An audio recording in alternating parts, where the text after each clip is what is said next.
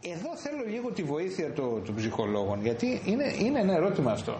Φανταστείτε τώρα μια διαδικασία να αποφασίζει η γυναίκα να παίρνει ένα ξένο σπέρμα που δεν έχει καμία σχέση με τον άντρα της, το οποίο θα προκαλέσει τη γέννηση ενός παιδιού που ουσιαστικά δεν θα είναι του άντρα της, αλλά που θα αγαπούν και οι δύο. Αναρωτιέμαι σε αυτό το ευαίσθητο σημείο τώρα, όταν ξέρει ο άντρας ότι αυτό το πλάσμα που μεγαλώνει δεν είναι δικό του υπό την ευρύτερη έννοια του όρου, και απ' την άλλη η γυναίκα ότι δεν είναι του άντρα, αλλά το πάθος και η αγάπη να αποκτήσουν ζωή κάνουν υποχωρήσεις.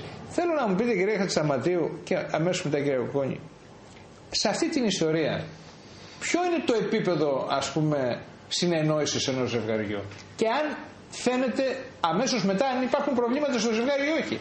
Αν αποδέχεται ο άντρας αυτό το οποίο έχει συμβεί, γιατί άντε και τον έπεισε η γυναίκα στην πρώτη φάση, άντε και επειδή έχει αδυναμία και την αγαπάει, να το δεχθεί. Μετά μήπως τυχόν αρχίζουν προβλήματα και αρχίζουν και κάθε 3 και λίγο στο χτυπάει στη γυναίκα, κόψει το λαιμό σου, δεν είναι δικό μου παιδί, είναι του Λευτέρη του Αποστόλη. Μπορείτε να προσεγγίσετε λίγο αυτό το σημείο με τον ξένο δότη σπέρματος? Εκεί είναι ένα ερώτημα, ας πούμε.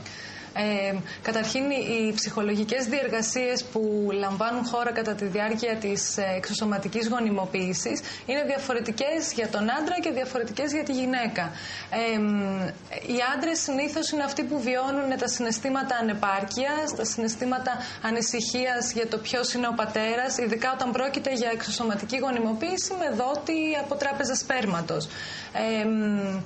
Ο άντρας δεν μπορεί να αποδεχτεί εύκολα το ότι δεν θα είναι βιολογικό το παιδί, πατέρας, δεν θα είναι ο φυσικός πατέρας, και βιώνει έντονο στρες, του είναι πολύ δύσκολο να το αποδεχτεί. Επίσης, σε αυτό δεν βοηθάει καθόλου ο κοινωνικός περίγυρος τον άντρα, ενώ για τη γυναίκα τα πράγματα είναι τελείως διαφορετικά. Όταν το μάθει ο κοινωνικός περίγυρος, γιατί μερικές φορές δεν το μάθαίνει ποτέ. Τις περισσότερες δεν το μαθαίνει, ναι. Προσπαθούν αυτό να το αποκρύπτουν. Για τη γυναίκα βέβαια τα πράγματα είναι πολύ πιο απλά, με την έννοια του ότι η γυναίκα βέβαια... αυτό που ήθελε το κάνει η γυναίκα. Ναι, αυτό που ήθελε το πετυχαίνει. Βέβαια βιώνει όλη τη δυσκολία την πρακτική της γονιμοποίησης, όπως μας έλεγε και ο κ. Δαφαρέρας προηγουμένως.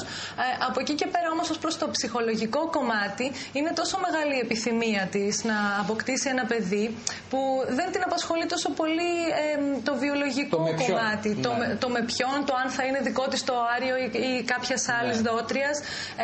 Και επίσης σε αυτό τη βοηθάει και ο κοινωνικός περίγυρος, γιατί όλοι βλέπουν μια φυσική κατάσταση, βλέπουν μια εγκυμοσύνη και επομένως δεν χρειάζεται να ανησυχήσουν ή να σχολιάσουν το πώς προέκυψε η εγκυμοσύνη και τα λοιπά και τα λοιπά.